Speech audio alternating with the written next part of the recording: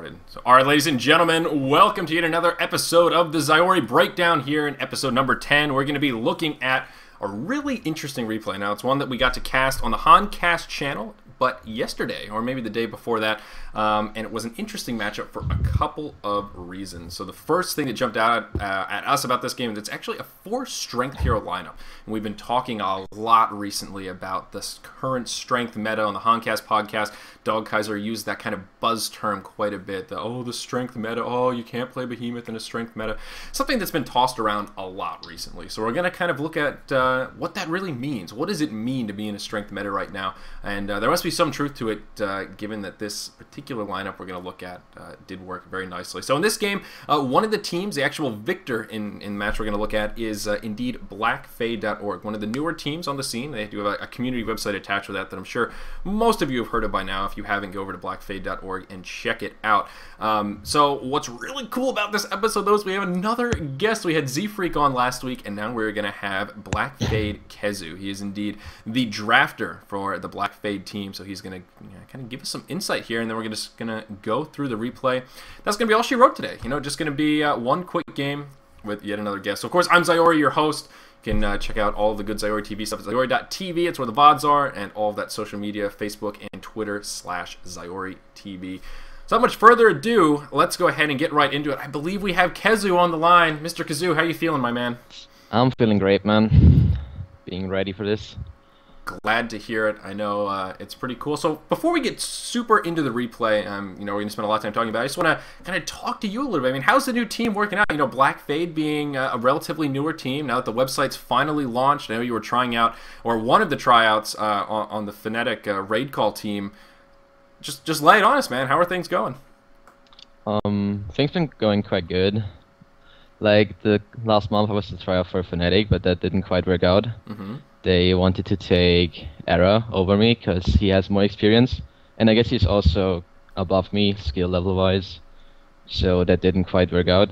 Mm-hmm. Then a few weeks after that didn't work out, I got asked by Peter Pandam to try out for his team, but I didn't really like the atmosphere, so I started my own team with my old friends, BxF right now, mm-hmm. and it's been going quite good lately. We've been on quite some winning streak. Yeah, I mean, the last few games that I've been able to cast with you guys have been looking pretty good. You're kind of getting into a groove. And you mentioned with your friends, so have you guys all been kind of playing together pretty recently, or is there like a core 3, then you added on a few more, or you guys all have a pretty long history together? McDonald, Insania, and me, we've been playing together for, let's say, I think around 1.5 years, pretty much. Mm-hmm. And the other two, no, actually 3, which is Aman Bazai, Zapman, and Les QQ. Mm-hmm. They are friends of Insania, and he said they were quite good. So we're like trying out so far. So we're a 6-man roster. Mm-hmm. But we're going to make it a 5-man roster quite soon. Yeah, that's definitely some value in just narrowing it down to those 5, so you have that core group. But that's pretty cool. I'm glad to hear it. Can you give us maybe a little bit of insight about exactly what BxF is, what the website plans to do, exactly what you guys are trying to accomplish to the organization? Obviously, you guys have a team, but are you guys going to start putting on tournaments in the near future? Anything interesting you want to talk about? As far as I know, it's pretty new, and they're trying to get some sponsors in there. And also in the future, they're going to try to get some tournaments going with cash or gold coins, pretty much both, I guess. Mm-hmm. So we're just going to try to represent the clan and get a sponsor as good as possible and try and get something rolling in there. Very cool. Very awesome. And one of the last things I want to ask you about, which I think will transition very nicely into the replay, is how did you become the drafter for the team? Has that always just sort of been your forte? Are you just a natural-born Han drafter? Or was it maybe just a case of no one else wanted to do it? Or is it really just a team effort and you're the guy clicking the buttons? No, back in the day when I played with Insania and McDonald, like 1.5 years ago in a clan called DMSN, mm-hmm. I was a drafter back then, and ever since when I played with any team where I played with Insania, I've been the drafter. So that's kind of the reason why. I see. Makes sense. Makes sense indeed. And how do you guys go about the drafting? I mean, is it mostly you with some team input, or are you guys... I mean, I know some teams, they sort of have a drafter and he kind of does most of it. Or are you guys more of kind of a team-based drafting where you all kind of communicate and put input, or is it or is it all on you? I take suggestions, but let's say I have the higher vote. Like if I say pick this, then we pick it, but I also take input from the team. I see. Very cool. So unless there's something else you want to add here before we get into it, I think it's time to take a look at this replay and look at the drafting phase here in this match. No, I think that sums it up. All right. So are you loaded up in the replay? You ready to go? Are you at the Yep. negative 596 mark or whatever it's called here? Yep, All right. Let me kill exactly that one. Yeah, that's the spirit, man. Alrighty. So, yeah, let's go ahead and do a countdown here. We'll press play in 3. Actually, let me go to D&D Zyori.tv because I know people are going to start spamming me. And so we'll go ahead and press play here in 3, 2, 1, go. And there we are. So again, guys, normally we don't put a lot of emphasis on the picking phase, but in this particular breakdown, we're going to spend a lot of time looking at this. And I think we're pretty much just going to watch the picking phase in normal motion so we can see who does what. And hopefully you can give us some insight not only about the heroes you pick in this particular game, but just sort of drafting in general. This is really the first breakdown we've sat and brought in a drafter and talked about it in any kind of grave detail. So I guess first step is, obviously you guys didn't have the first ban here. So what's your thought process? I mean, what are your go-to heroes in these first couple of bans? When you don't have first pick, what I usually go for are the really strong heroes, like let's say Jeremiah, or if you go up against a team where someone's known for playing this certain hero, like really strong heroes like Zephyr, Tempest, or Torturer even, you want to get all those heroes out which are really strong, or which you do just not want to face. But also if you have second pick, what you can do is you just don't ban the good heroes, but you ban like the semi-good heroes. So you give them one good hero and you get 2 of the good ones yourself as well. I see. That makes perfect sense. Now, in this situation, are you too familiar with this Legion team? From what I was told, Ekaro Gaming is actually Limp from Team Han Portal. Can you confirm / deny? That's definitely true? Yes, it is. All right, so you heard it here. That is indeed Limp. So are there any respect bans going out in this game, or is this purely just banning scary heroes? The Zephyr is, I guess, a respect ban towards Limp, since Portal is pretty much known for running Zephyr every game. And they have a player named Zephyr, so easy Zephyr. Pretty much, yeah. Makes sense. Makes perfect sense. Oh, go ahead. Yeah, from their side, I guess the Pebble, Slither, and Tempest are kind of respect bans towards us. For sure the Slither and Tempest, because Insania plays Insane Tempest, and LessQQ played Slither the last couple of games for us. I see. And that was actually going to be the next thing I wanted to ask you about is what do you make of this Slither ban? And on top of that, I mean, is Slither a worthwhile ban, or do you think that's kind of a silly thing to do given some of the other heroes on the board?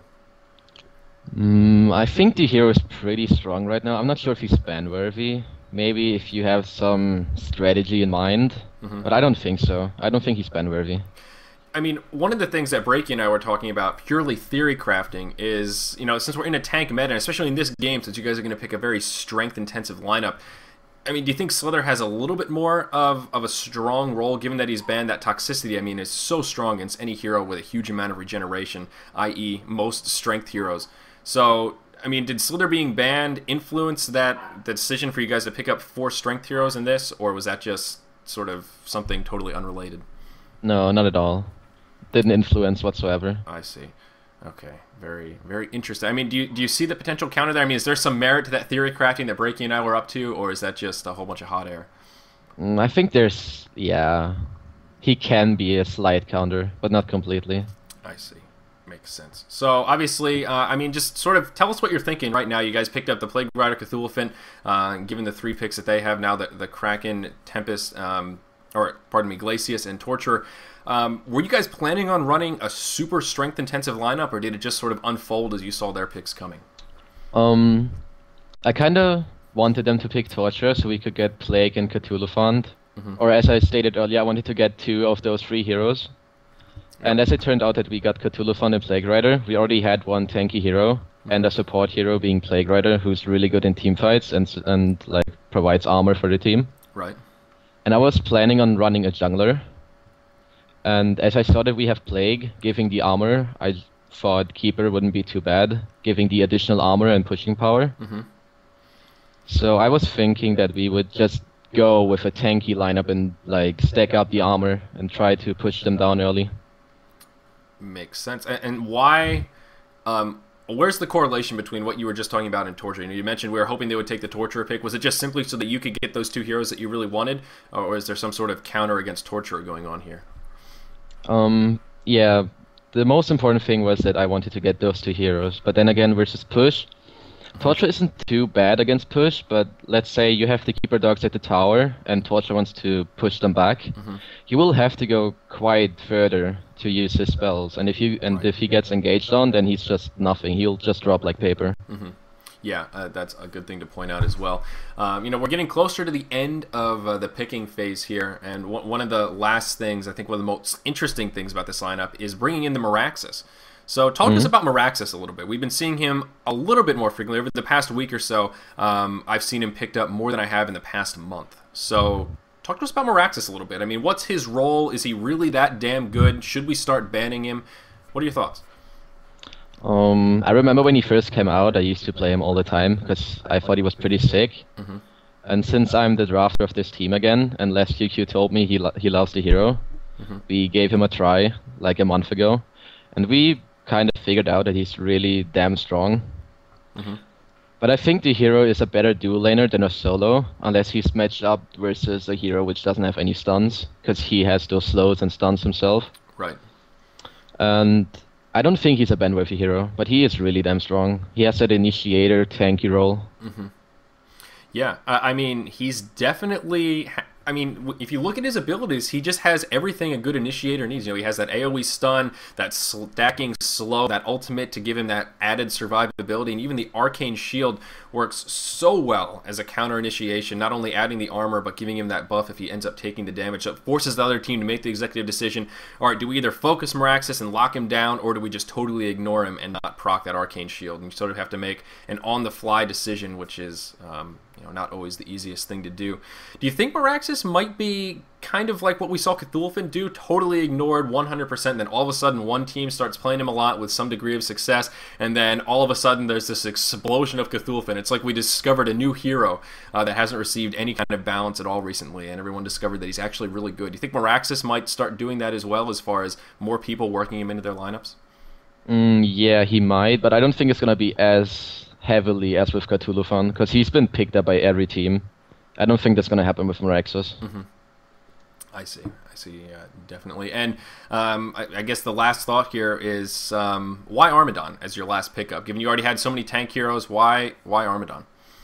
I wanted some more AoE physical damage and a solo who is not going to die versus the Forsaken Monarch lane, because I was pretty sure that they were going to lane Kraken, Glacius, and Forsaken Monarch. And I've played Armadon before versus the exact same lane, being Forsaken Monarch, and I managed not to die versus that because Armadon is just pretty tanky. I see. Definitely. I mean, yeah, I think if I recall this game properly, I believe you do end up doing pretty well against the Monarch Glacius lane, so you're definitely right. As far as the requirements you described, Armadon fits that role just about to a T. The huge AoE physical damage, can survive that. Well, I guess it's not quite the suicide lane for you. It is going to be kind of a close lane.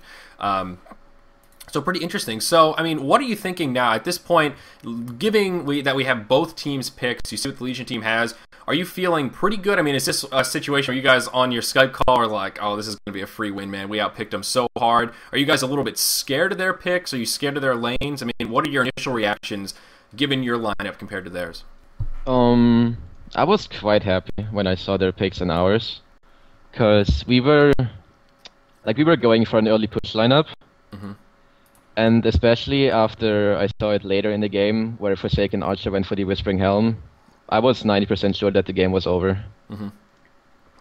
So pretty much I think they lacked counter push because they only had the Torture and maybe the Monarch, the AoE slow. And they had like no burst.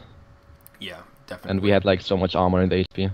Exactly, and that's one of the things that during the cast we just kept saying over and over. The armor of this Hellborn team is absolutely insane. Meraxes, we talked about with that Arcane Shield, has a naturally high armor base. You have the huge armor buffs from both Keeper and Plague Rider, adding a total of additional 20 armor to anyone on the team and multiple people on the team. I mean, Cthulhuphant very tanky as well, and Armadon, although you know, he has pretty high base armor, but that Armadillo adding so much in the way of survivability. So what's the counter to this lineup? I mean, obviously, one of the things that was hotly debated in chat during that cast was I made a comment saying, well, at this point, I don't think a shield breaker is going to do a hell of a lot because, you know, it's sort of a, I don't think exponential growth is the right word, but I can picture the graph in my head of armor reduction. And there comes a point where -6 armor against someone who has 30 armor just doesn't really do a hell of a lot, and certainly not nearly as much compared to someone who only has 5 armor or 10 armor or something. You know, the higher base armor you have, the less effective shield breaker is. I guess, first of all, is that logic right? Because it seemed in chat there were a lot of arguments back and forth. I'd be curious to see where you stand on that argument. I think you're right. I don't think it's gonna matter much, like the minus armor. Like, you just have so much that it doesn't matter if you reduce it by 6 or 5 or 10. Mm-hmm. So, I'm not quite sure myself what counters it. And I can't say too much, because obviously I don't want to counter it when we do it again. I see. Yeah, well, that was going to be kind of my next question. What is the counter for this? I mean, do you know and you just don't want to say, or are you guys still not really sure exactly what the absolute hard counter to a lineup like this is? I know the kind of exact counter, but what you also could do is try to play on the lanes. Mm-hmm. Seeing as you have like this one jungler being keeper, mm-hmm. and he like just can't gank, so you pretty much have 2 solo lanes. Yep. Being as we have Armadon and Axis. So you could try and roam around those 2 lanes and just shut them down completely. Mm-hmm. That would be one way to handle this. Yeah, that's definitely true. And one of the things that we were talking about in the cast as far as item choices as this game goes on is maybe even seeing a Harken's Blade come out for some of that magic damage. Obviously, magic damage not being mitigated by physical armor. Have you thought about that? I mean, do you think we could potentially see a resurgence of Harkon's Blade if this super tank-oriented style starts to take off a little bit? Harkon's Blade seems interesting. Ah, there we go. Now the Han brain is, the gears are spinning inside the head of Khezu here. Yeah. Yeah. Harkon's Blade, yeah, seems quite interesting. It would be. I mean, it would be an interesting pickup. And the next question is, of course, who's going to pick it up? You know, is Forsaken Archer going to be the one to pick up a Harkon's Blade? That seems very, very strange indeed. So, yeah. You know, we're going to see a Bloodless kill in the bottom. Again, guys, the point of this game was already casted, so if you want to see the VOD of the play-by-play cast with Breaky and myself, it's on Honcast. You can check it out. We're not really going to be casting this game as far as just looking at decision-making, especially from the Black Fade perspective. So we're going to skip kills here and there over the map. Really not too concerned about it. We really just want to kind of look at the team fights in particular and just the sort of mentality. The goal of this is for you to tell us what you guys are thinking. You know, what are you guys talking about on TeamSpeak or Skype or whatever it is that you use? You know, at what point are you guys nervous? At what point are you guys feeling really good? I guess, I don't know, tell us about these lanes a little bit. Are any of these lanes particularly scary for you guys? I mean, you mentioned Solo Meraxis can be a little bit rough. You know, are any of these lanes particularly rough for your team? I think our lane, our dual lane with Elephant and Plague is stronger than Crag and Glacius. I've played it before, lots of times, and I usually won that lane. So I give us the favor in that one. In the mid lane, having Axis versus Torture, I'll give the advantage to Torture by a little bit. And then our top lane, Armadon versus the dual lane, obviously the dual lane has the advantage. But then we also have the jungler, and we knew we did not need to win the lanes. We just needed the levels. At least in the solo lanes. Exactly right, definitely. And I guess I'm kind of curious as well, why did you guys opt for Keeper? You know, you mentioned you wanted someone with pushing power, you wanted a jungler. Why Keeper over Ophelia? Because she sort of fits similar parameters in that regard. First of all, we needed some team fight potential as well. So Keeper ulti fits quite good. Yep. And then we also, I thought we lacked escapes, as we only had the Armadon with charge out, for example. So the invis isn't that bad, and then having the plus armor on top and the 3 dogs is pretty huge. Now that's an interesting thing that we didn't touch on. The idea of our team has minimal escape mechanisms, so Keeper with that invisibility buff kind of gives everyone on our team an escape mechanism, sort of adding to that synergy. That's pretty crafty. Those are the little things that you experienced drafters think of, that those of us unexperienced drafters are just sort of oblivious to. Happens. No, that is really really interesting, really key. One of the things you mentioned as well. One way to sort of counter this strategy is to take advantage of the 2 solo lanes, obviously with Keeper in the jungle, and also realizing that Keeper is pretty useless until level 6. He can't really gank effectively. He's really not too scary, all things considered, especially considering some of the other junglers like a Parasite or something. We did see Monarch roam around in the mid lane, not really too effectively. You want to kind of talk about that a little bit? I mean, maybe what could this Legion team be doing right now that would be a little bit more effective than how they're starting off this game? And we can glance at the farm here. We see Forsaken Archer and Kraken both farming very nicely, but as is Cthulhuphant as well as Meraxes. Obviously, you're not farming so well up here, but in the 2v1, survival comes first, so no big surprise. But what are your thoughts right now? Is either team making a big mistake? Would you like to see this Legion team do something different, or maybe your team do something different now that you can see it in retrospect? What the Legion team could possibly do is move the Monarch down bottom and have a trial lane for a bit and try to get 1 or 2 kills onto the Plague Rider or Elephant, so they could get the lane advantage. And then move him as a roamer up top and mid again. Because up top they can't really kill an Armadon. And Forsaken is pretty good herself versus me, due to the advantage. But then, I don't think they could have done much different. Yeah, and it's sort of interesting how that ends up working out. And I guess along those same lines, I mean, what are you guys afraid of right now? As a team, what are you guys really hoping that they don't do? I mean, what if they decided to engage Operation Pub Train and just roam as 5 and just try and gank every lane? I mean, is that something that's scary for you guys? Is there anything that in the back of your mind you're like, I really hope they don't do X right now? That's a tough question. I didn't think about it, but probably a pub train wouldn't have been too bad from them either, when they had level 6 on FA, Kraken, and a few levels on their supports. But then again, if they 5-manned us, and we had levels as well, we would have probably killed them ourselves, so I'm not quite sure. I don't think there was anything scaring us. It's an interesting thought, if you're not scared of anything, then this is a really scary lineup. And one of the things that once we're all is said and done after we get through this entire replay is I want to be able to distill a little bit of information, some sort of a takeaway that we can say, all right, well, this is what we learned. We learned that agility heroes are useless, or something, and most importantly, how do we stop lineups like this that are just so tanky and so scary? That's really kind of what I want to do as far as a takeaway here. So now we see Keeper is in the aggressive jungle. He's hit level 6, and now that he's level 6, obviously there will be some more aggressive Keeper action down here in the bottom lane. I believe you guys pick up a kill onto Kraken. Indeed, right? Smack Donald does grab that kill. But here in the mid, Torture is actually going to be in some big trouble. Keeper's going to come in, use that ultimate. Merax is going to drop a stun. And this ends up being an interesting play in the mid lane here. Keeper comes in with a surround, and Forsaken Archer ports in. Of all the people, Forsaken kind of ports in, runs forward, totally whiffs the volley, and then just kind of gets stun locked and killed. I don't really know what the logic was there for good old Rape there playing Forsaken Archer, and Monarch comes in as well and doesn't do a hell of a lot. So at this point, I mean, those are some pretty big kills. You've now won the mid lane, you've taken out Torture and Meraxes with a double tap, you now picked up a kill onto Monarch. I mean, a hat trick for your Meraxes. What are you guys thinking now? Was that just small plays from the other team, or were those secretly big Black Fade plays coming out right there? I think there was big miscommunication from the Legion team. First of all, FA shouldn't be the one to part in. And then dying on top of that is that really hurts them. Yeah. And then Monarch as well, giving a hat trick to our Meraxes, that is fucking huge for us. That experience and gold is really big. Exactly. Definitely. So, I mean, now at this point, you guys have a nice little lead.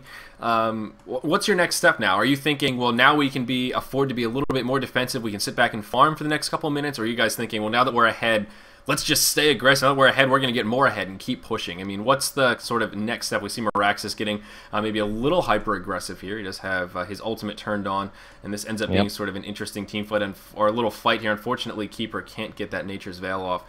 So Les QQ gets taken out, but generally speaking for the team, once you're ahead like that, where does the mindset naturally go? Well, great, now we can be more defensive, or great, now we have some breathing room and we can be extra aggressive?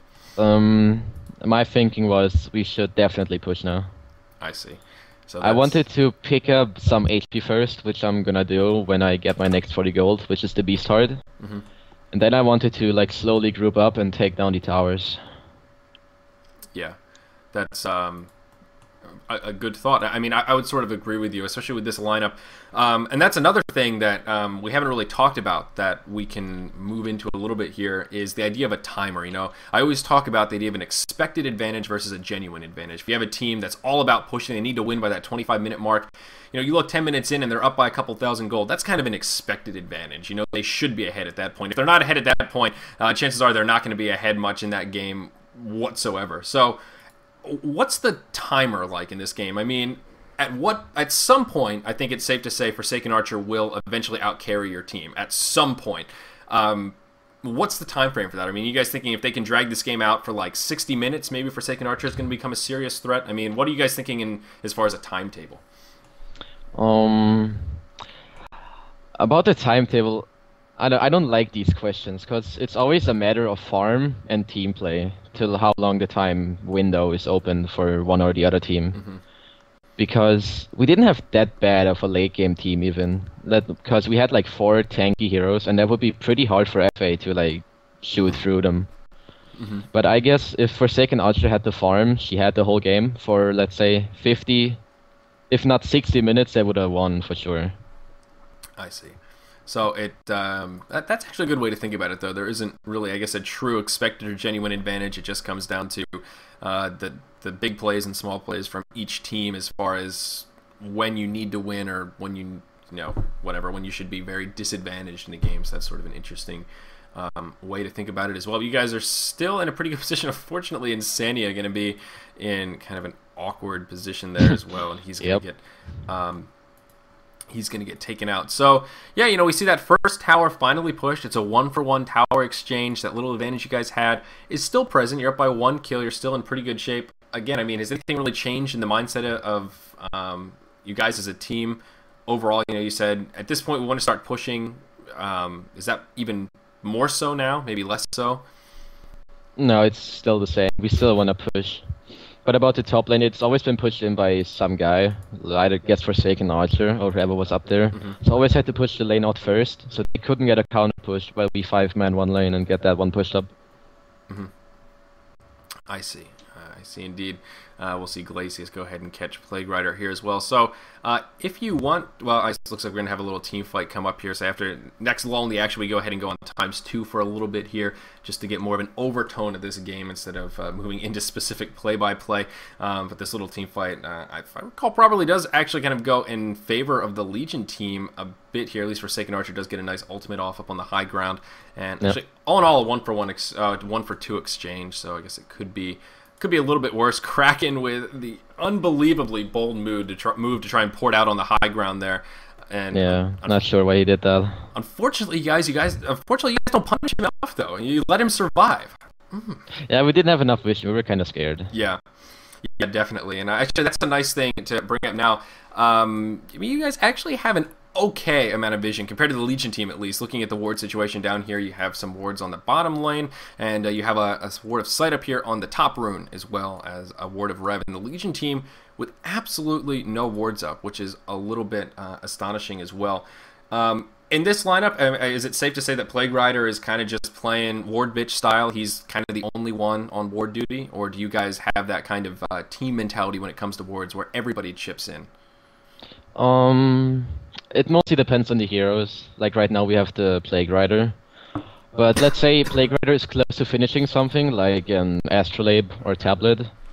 Then let's say a hero like Keeper will help him out for the minutes he needs to farm his own item. Yeah, I see. Sorry about that. No problem. Yeah, I see. I mean, that makes perfect sense. But in this situation, Plague Rider is kind of on ward duty, I guess you could say. Yeah, exactly. I see. Perfect. So, you know, you're going to go ahead and push this tower. Give me some insight about this particular ward right here, throwing it down in the lane. Why exactly is that? Obviously, it doesn't really play a huge role here. The Legion team doesn't even check this tower. They let it fall. So this sort of ends up being a wasted ward, at least at first glance of what it would seem. Can you talk to us about that lane ward a little bit, especially at this point in the game when there's really no one on the Legion team in the general vicinity?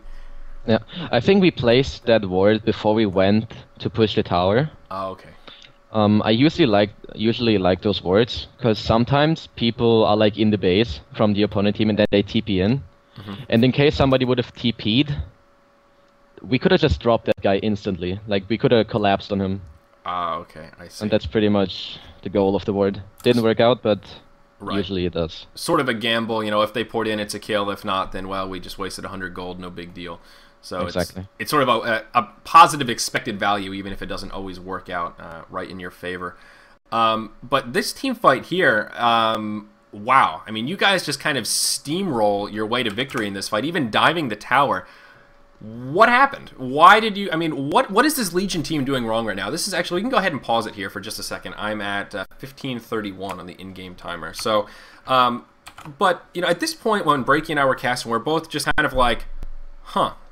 So the Legion team, were kind of there for a team fight. They didn't pour it in willy-nilly. They didn't make any huge mistakes. You know, that wasn't like torture or suicided to start off the team fight or something. But they got steamrolled, and you guys kind of dove a second-tier tower. What happened? I mean, why? What did they do anything wrong? What could they have done better? Should they have just sacrificed this tower? I mean, what are your impressions of that team fight?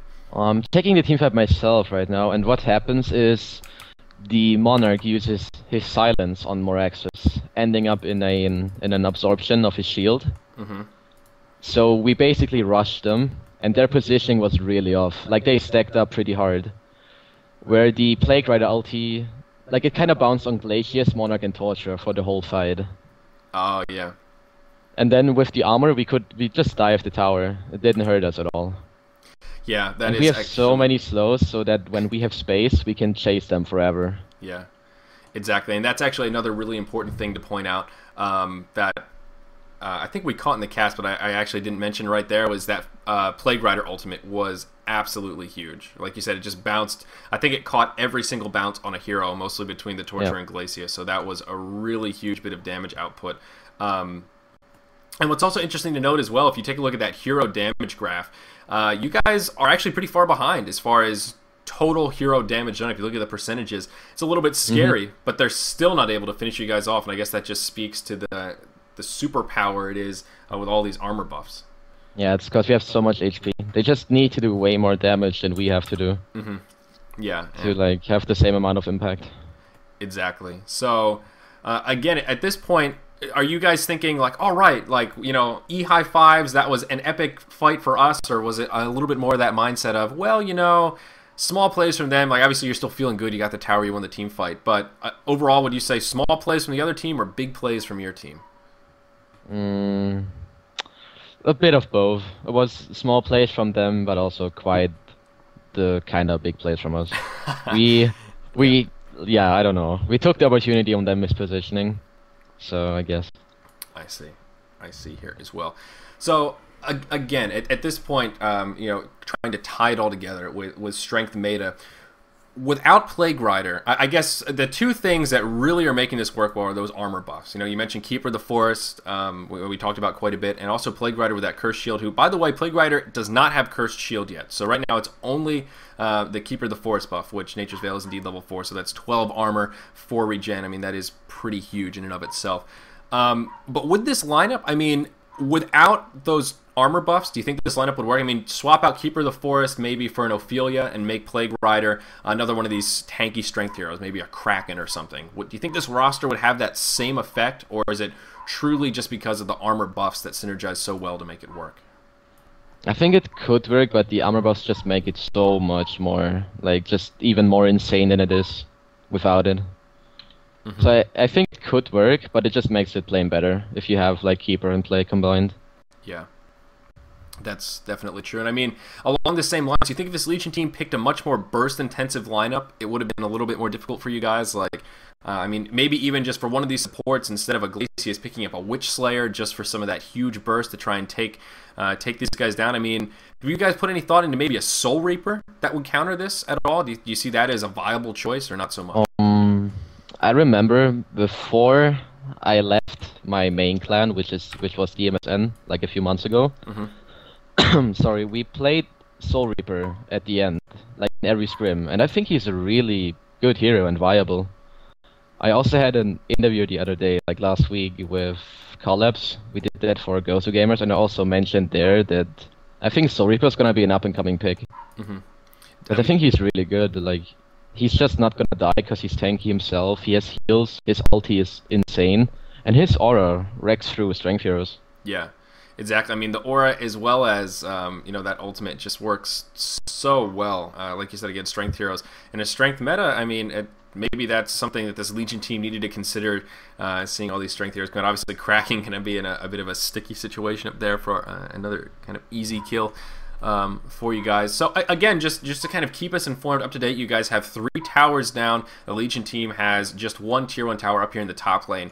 What are you guys thinking? Give us some of that insight. I mean, what are you guys saying on the voice chat? What's the overall feel of the team right now? Are you guys feeling like you need to rush? Are you feeling pretty relaxed? What are you guys thinking? We're feeling quite confident, especially as I mentioned earlier, like the lifesteal pick on Forsaken Archer. I just don't see it. I don't know why you would do it. Because first of all, he needs damage.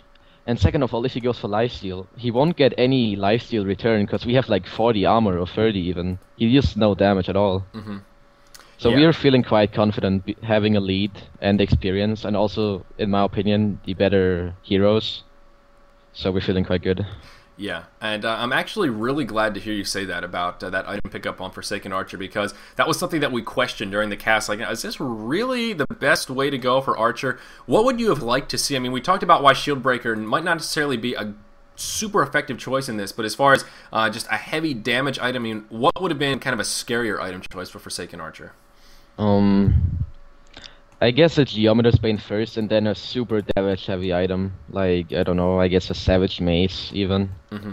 Because, I mean, keep in mind, Forsaken Archer is still farming very nicely. If you pull up that GPM tab, I mean, she's the second farmer in the game, holding about 370 GPM. She's in pretty damn good shape. So, all things considered, she could be farming fairly nicely, working towards those items. I mean, do you think it would have been a different game had she gone for those item choices that you're talking about now?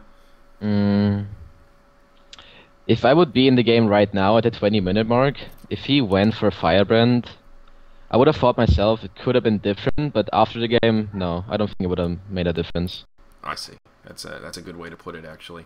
So yeah, and again, like what I like about this lineup that you guys have, 4 strength heroes aside, is that you sort of just have a very well-rounded team. Your lanes were good. You have a lot of pushing power. You have obviously a lot of survivability. But you also have that magic damage. That Plague Rider ultimate has been huge and will continue to be huge as this game goes on, as you see you guys take out the triple stacked Ancients here, and that is just so BM. You guys jack some of that farm and actually do a bit of a counter engage here, and I guess we'll kind of take a look at this team fight.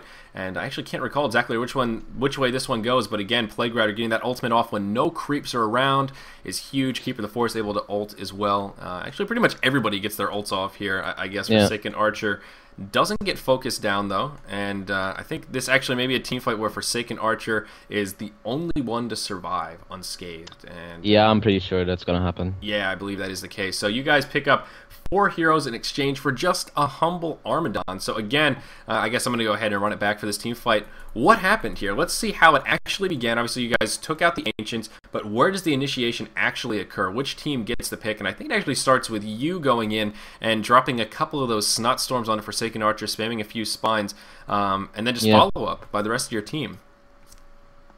Yeah, I was thinking that we would easily win the team fight as we did, because I was pretty sure we had the lead. So I charged in and just sorry, try to get the attention on me, which kind of worked. So yeah, definitely. I mean, of all the heroes to focus from your perspective, Armadon is definitely the one for that added DPS. Do you think, again, was that Plague Rider ultimate really a pivotal point of your success, given there were no creeps around? It took only hero bounces. I think it took at least 3 bounces there. Without the Plague Rider ultimate, would you guys have still won that fight so handily, do you think? I think so, but it helped for sure. Oh yeah, most definitely. So what's the contributing factor, or the primary factor, I guess, for this team fight? Is it just because you guys are so tanky at this point? Is it just because this golden experience differential here has you guys tilted to the point where they can't beat you in a straight up team fight and they need to resort to some guerrilla warfare?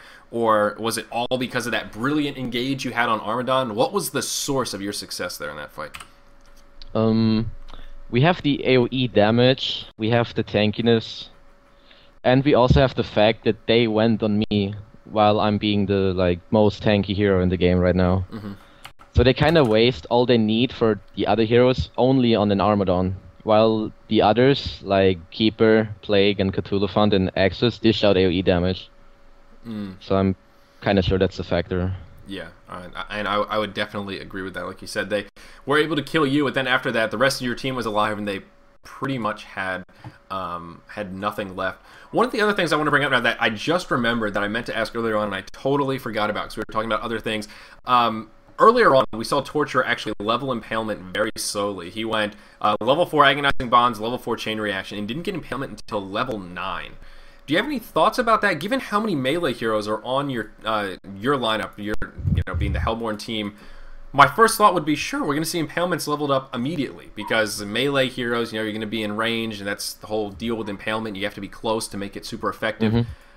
Any thoughts about that with Torture? Do you think that's a fault or just a personal preference kind of a thing? Maybe you're not the best person to ask because you weren't playing Torture, but just any thoughts? I think it's the wrong decision to not get Impale early. First of all, because we have 4 melees, and second of all, we had a push lineup. So they could have sacrificed their towers, while Torture gotten at least one of ours in exchange. So I'm not quite sure. It's probably a personal preference. Yeah. I mean, do you think some of it comes into play just going against Meraxes in the mid lane? I mean, Meraxes can kind of slow him indefinitely and drop the stuns, so chances are Torture is not going to be able to keep Impalement up and make it effective in lane, so he just figures I might as well go super harass mode to try and deal with Meraxes. I mean, that was really the only way that I could reason it logically. I guess that was his reason to do it like that, yeah. I see. Just interesting. One of those things that we noticed during the cast that I was curious about, and it's kind of irrelevant now as he's level 12, but just wanted to get your comment. So one thing we haven't talked about at all yet is really item choices. So with a lineup like this, again, with a very tank-intensive build, what are you guys thinking in the way of items? I mean, is everyone just going super tanky? Are you going to have one of your strengths going to go a little bit more of a carry style just in case the game drags on? I mean, are you considering someone picking up more of a DPS-centric build, or is everyone just going kind of that classic tank style? We were going for the classic tank style because I told him to. I was pretty sure we had the game if we just tanked up and pushed the towers and get rags early. But if there would have been, I don't know, let's say, I would have seen the chance that they could outcarry us and win the game, I would have definitely said that, I guess, Cthulhu or Meraxes go for like Hellflower or Sheepstick, kinda-ish, to deal some damage and disables. I see. So, but definitely not early on. You guys are going to just try and win this straight up by tanking, I guess, is exactly the goal. And since you're playing Armadon here, I guess this is an okay time to ask you, what are your thoughts about Maca Brilliance on Armadon? Are you pro, con, or just situational? Mostly against, but it's situational. I mean, is this a game where, again, if this game went on for 50 minutes or so, is that an item choice you would have considered, or not so good against this team? Myself, I don't like it, so I wouldn't have picked it up in any situation. I see. Well, okay, so all right, we'll rephrase. Is there viability in this situation given their lineup? I guess it's hard to say because this game doesn't go on that long, so it's hard to say depending on what items they go. So I guess it's kind of a silly loaded question, so we'll go ahead and just move on. But Meraxes picked up his portal key, so we talked about why Meraxes is such a great initiator, but one of the problems is he requires that portal key. So if he didn't start with all that early frame, we saw him pick up that hat trick in that mid lane to really start things off. He's now 6-1, 330 GPM. If he wasn't able to get a portal key as quickly as he did, do you think you guys would still be in a pretty good position? I mean, how pivotal is having that key initiator to the success of your lineup? We don't necessarily need an initiator, because I can just charge into them with Armadon and slow them, and have Cthulhu behind me and charge onto them. But the portal key just gives us that much more opportunities to get an initiation going on them. I So it see. obviously helps, but it's not 100% needed. Yeah, I see. And I mean, to your credit right here, that's exactly what happens. He jumps in and catches Forsaken Archer to start off this fight. And if I'm not mistaken here, at least by the way things are going, it looks like you guys pretty much steamroll this fight. Might get 3 kills. It looks like you're going to pick up a kill on the Monarch, and Torture as well as Glacius will survive. But again, right there, by no means was that portal key required for Meraxes to be able to do what he did, but well, to do it exactly as he did, but certainly did ease the initiation for that fight and allowed the rest of you to segue very nicely. So talk to me about the decision making here to go, instead of just taking the free Kongor kill, going straight for the base. Was this a no-brainer decision, or was there some debate amongst the team whether this was the right choice or not? No, as I saw that we won the team, like we were winning the team fight, like in the middle of the team fight, I said we go for base push after this one. Because the main goal with this lineup is to get early racks to try and not drag the game into late game. I see.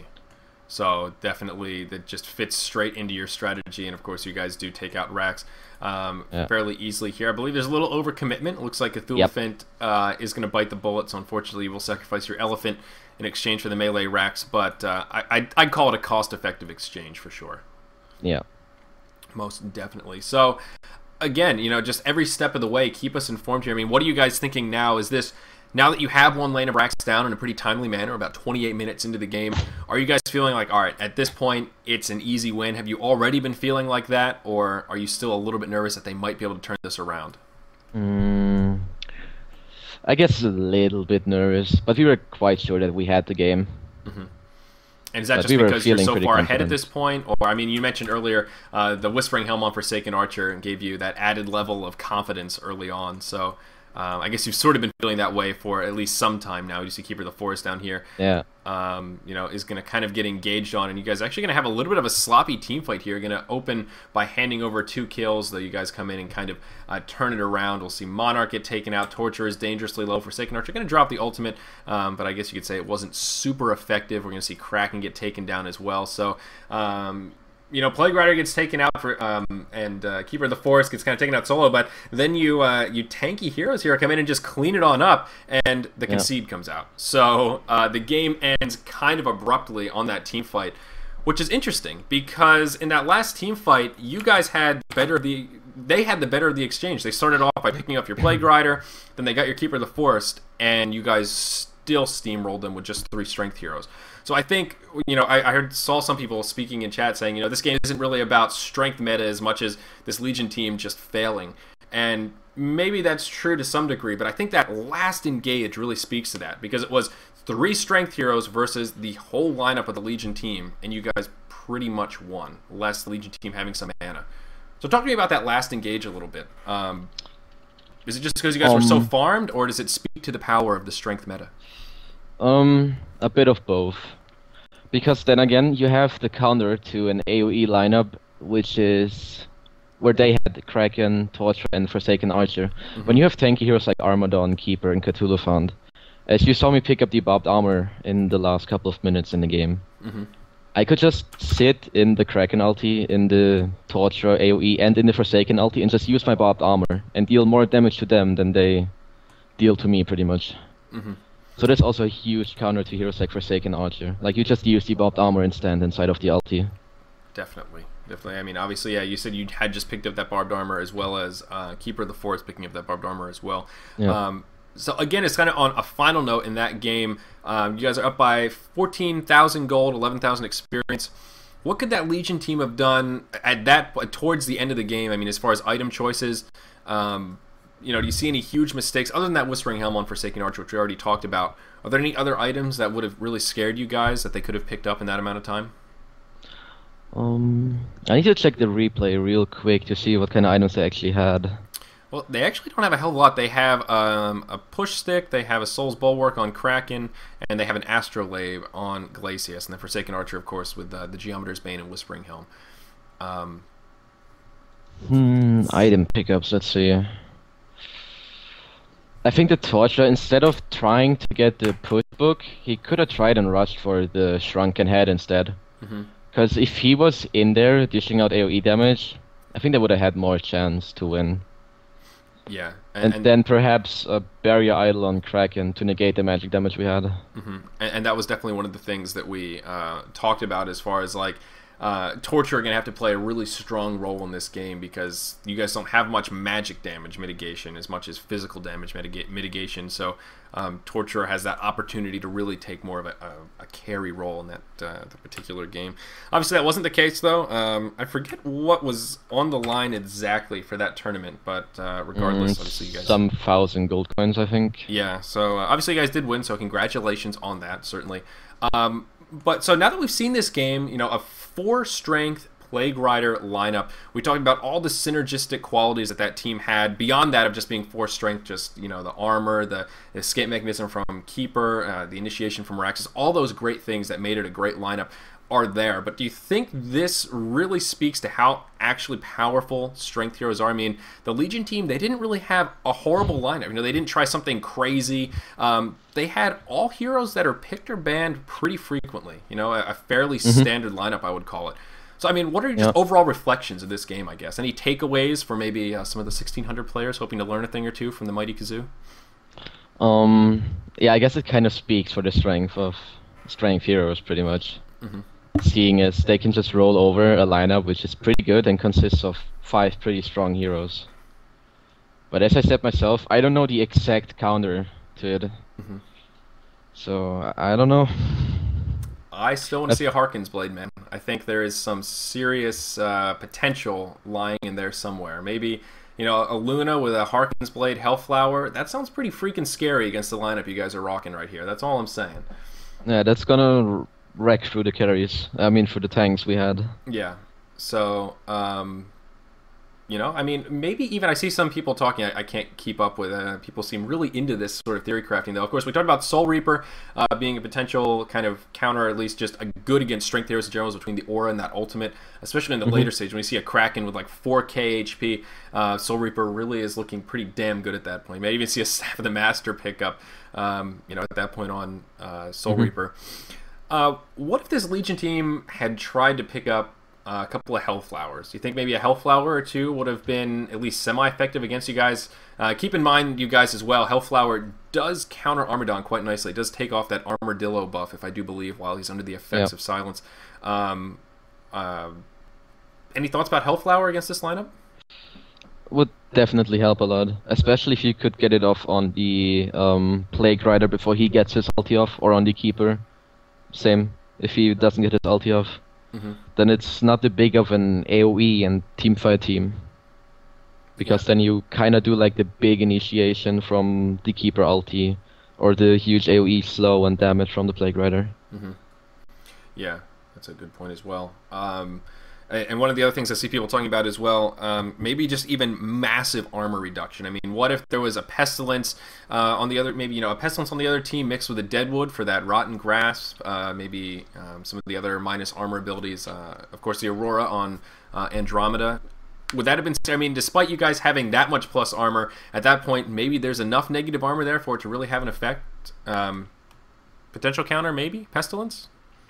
I think Pestilence is also an underrated hero who would fit pretty good, I think, if you just get the laning phase going with him. Yeah. And also Andromeda. Definitely. I'm a huge fan of the hero. Definitely, yeah. I would totally agree. 2 heroes that I think in our current meta are definitely underrated. Definitely not picked up enough. You know, I've recently even seen Pestilence a little bit more. So maybe we'll start to see Pestilence a bit. And again, one of the things we talked about in the banning phase, Slither was banned.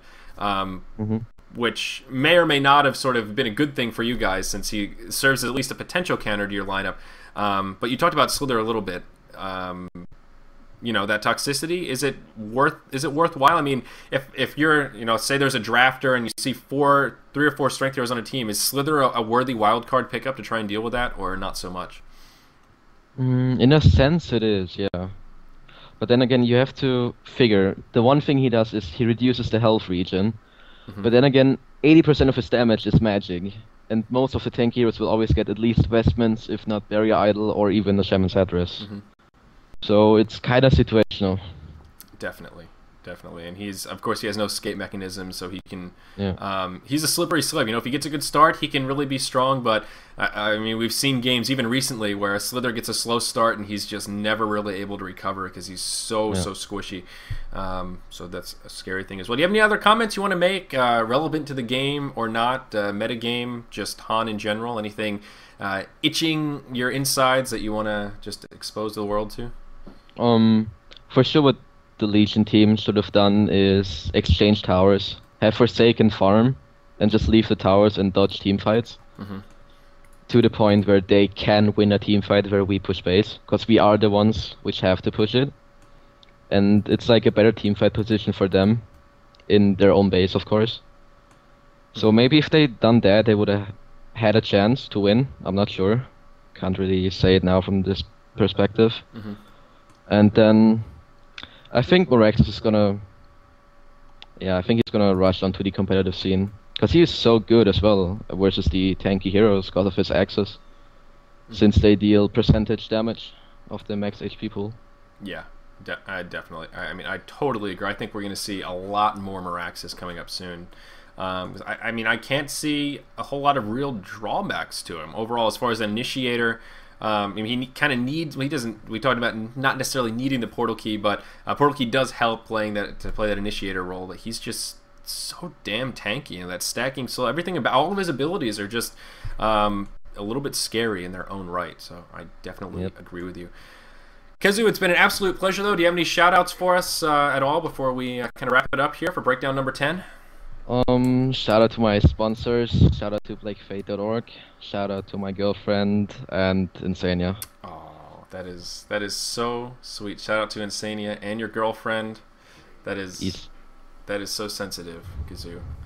No problem. No problem at all. So it's been a pleasure as always, guys. Kind of a short breakdown today, but like I said, I've been trying to bring guests on more when possible. So breakdown on Sunday may or may not happen per usual. That's sort of the tentative schedule, but we'll see. Shit's been coming up, so who knows. One thing to note as well, the It's Goes tournament coming up starting tomorrow, the first Open in March. And the following week, the next Thursday and Sunday, I will not be here.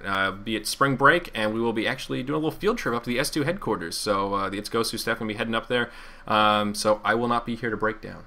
How unfortunate, but I will be up at the S2 headquarters, so pretty damn cool, pretty excited. So it's been a pleasure, guys. As always, follow the social media, facebook.com/ZyoriTV, twitter.com/ZyoriTV, and www.zyori.tv, where this VOD will be cataloged, and you can find out more information about the breakdown and everything else we do here in the wide world, Heroes of New Earth. Again, Khezu, I really appreciate it. Glad you could make some time for us and shed a little bit of insight. I know I learned a little bit. Hopefully, at least a couple people out there learned a little bit about, the average match in the eyes of Khezu. Yep, hope so too. Very cool. So take care, guys. We are going to send you out with some tunes here. Be kind to yourselves, be kind to each other, and we'll catch you on another breakdown.